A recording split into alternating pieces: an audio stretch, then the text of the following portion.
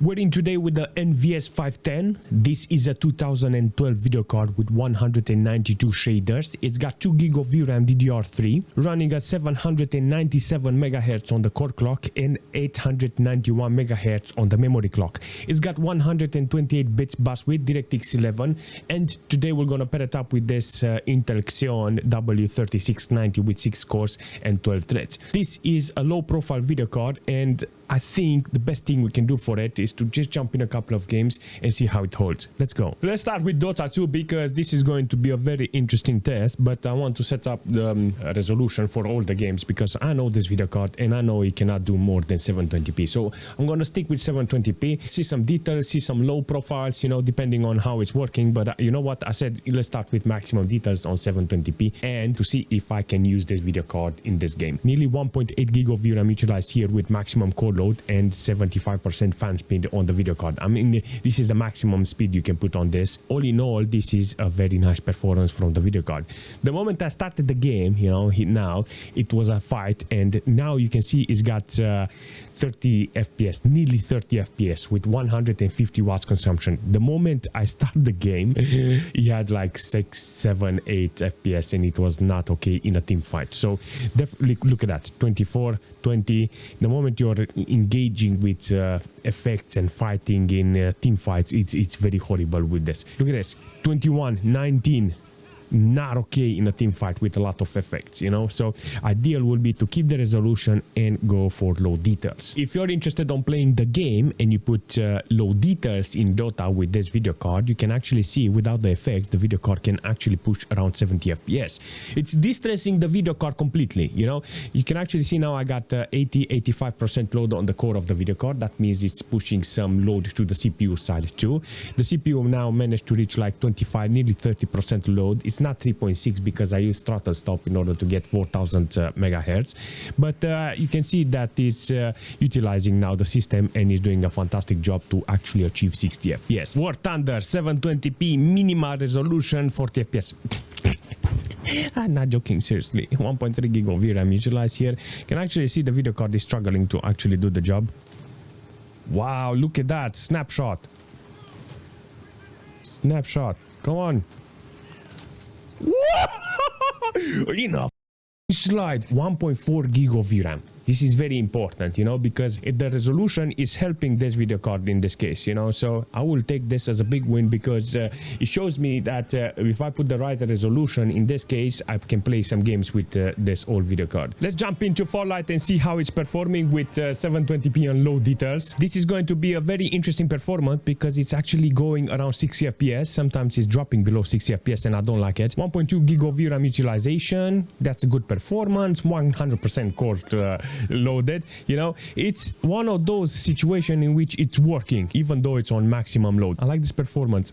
I like everything about this. It's all good with this video card if you know how to set up the resolution and the quality, and in this case 720p with performance mode, smooth as a preset, you can actually see I get 160 FPS.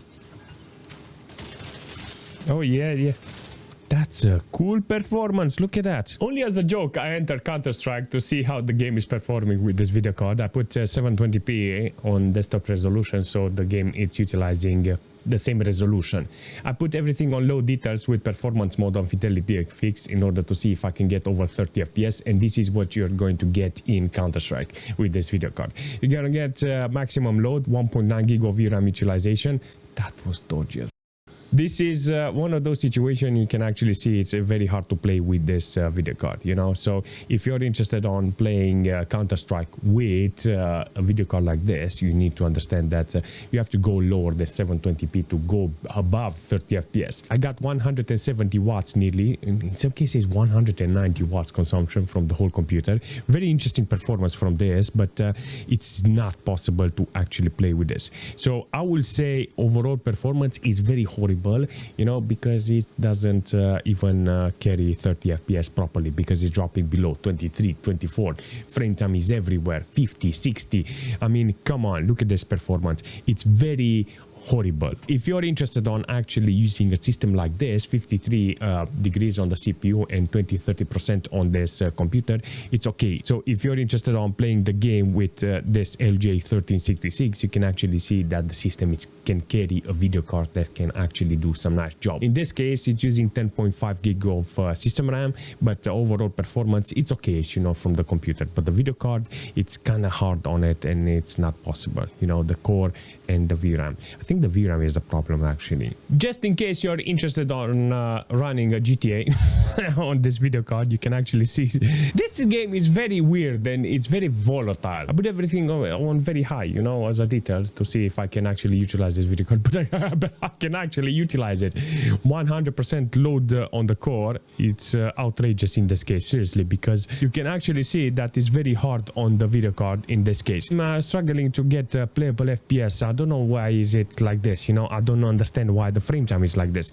Okay, let's do an adjustment here, because this is freaky, you know. The performance here is very freaky. Draw distance, we can put it on maximum, and anti-aliasing, I can put it on 3, and instead of the resolution here, but with 16, I got 90 FPS now in this case, 100 FPS. So 32 versus 16. I think that is the solution here on the depth of the color. If you're interested on playing GTA with this video card, this is the game that needs to be put on. I got maximum core load with 60-80 FPS on average. I think VSync is going to be your friend in this case. It's going to be very volatile if you're not limiting the FPS, but you can see that with maximum details on 1080p it's possible to play the game. There is no excuses when it comes to games that needs to be put on a video card like this. If you're not putting the right games, then you're going to have a lot of problems. Doom, apparently it's utilizing the video card properly on maximum details with this video card. 60% load on the video card's core with 900 megabytes of VRAM utilized. If you are interested on playing the old games with a video card like this, you can get 120-130 watts consumption from the whole computer. The CPU doesn't have any problems. Look at the CPU, how it's being utilized here. 3-4% on this occasion, you know, because I'm playing an old game, the CPU doesn't have any problems. See, 1.6 is dropping down, and hence why I got 126 watts.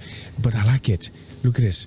This is an awesome game to play on this computer. Awesome performance, everything is good with this.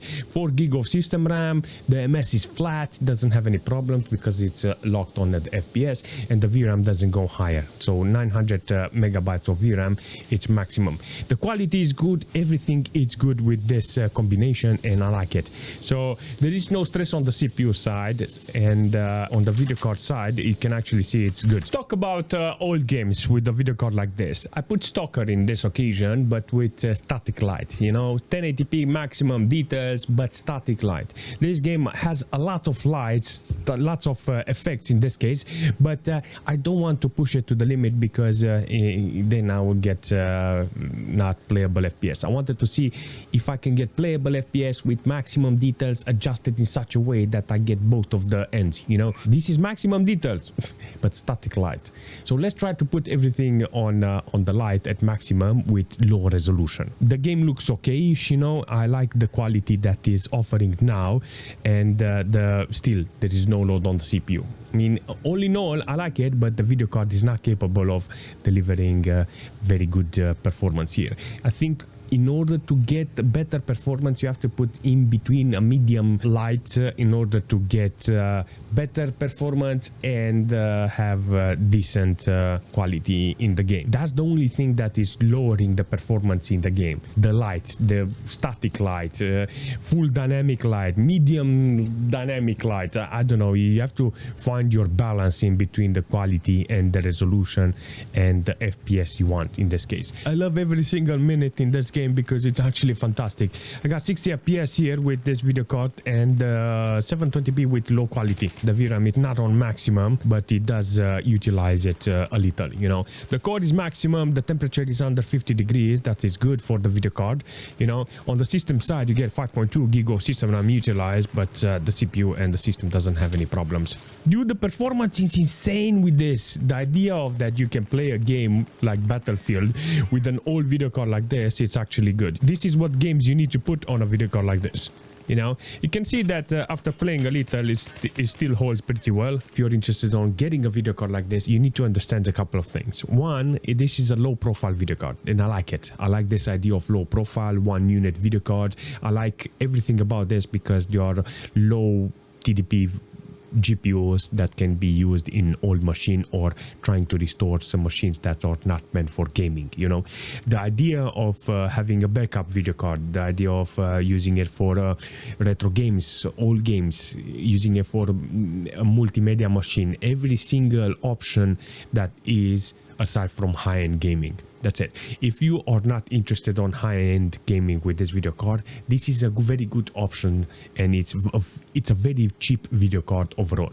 I cannot condemn it because it's doing exactly what it needs to be doing with this. Be used with a cheap tag. That's it. It's very easy to find a video card like this because they're cheap. Overall performance, I will say it's okay, you know, if you put the right resolution and the right details. If you're interested on playing even older games than 2012, you will have a chance on actually playing with decent FPS with high resolution. And overall performance, it will be kind of fantastic. If there are other games that I should have tested, please make sure you check out the old video that I've done with different type of games, and you can see this video card running in a different type of environment. In the future, you will be interested in efficiency more and more, and I like that, you know, because majority of people are, I don't want to say fed up with video cards that consume straight out of the box 600 watts. To be fair, in order to power up a brand new video card today that is on the market, I mean, I'm talking about a high-end one, you need a welding machine, seriously, to just power them. You know, it's not fair because the amount of electricity required is very high, you know, the amps that in order to start the video card. And the electricity 5-10 years ago, it was 5 times lower, 10 times lower, you know. It was very cheap back in the days. The wattage on the video cards, it's higher, the electricity price is higher, so why do I need that, you know? There's no point on no, we need to go back on 100 watts and 200 watts computers. All computers are more efficient nowadays, seriously. Seriously, getting an old computer, installing an old operating system, putting an old video card, having only 100 watts, 90 watts. You managed to see a couple of times I played with an old machine with some retro games, and I had 90 watts consumption from the whole computer. Yes, please, because that amount of wattage, you can find it in a transformer that is powering a laptop, you know. There's 90 watts, 60 watts, 120 watts transformers for laptops, yet alone a full computer. I like this NVS because it's on the efficiency part, and I will always recommend it. That's it. If you have any suggestion for this NVS 510, leave a comment, and I will see you very soon.